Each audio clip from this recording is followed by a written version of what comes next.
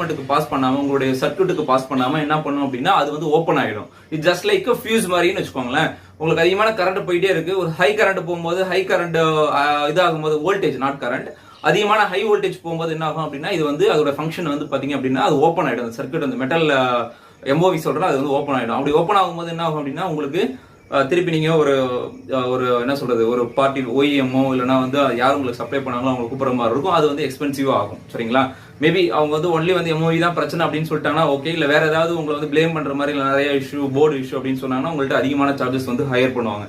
So இந்த மாதிரி விஷயங்கள்லாம் நீங்க அவாய்ட் பண்ணணும்.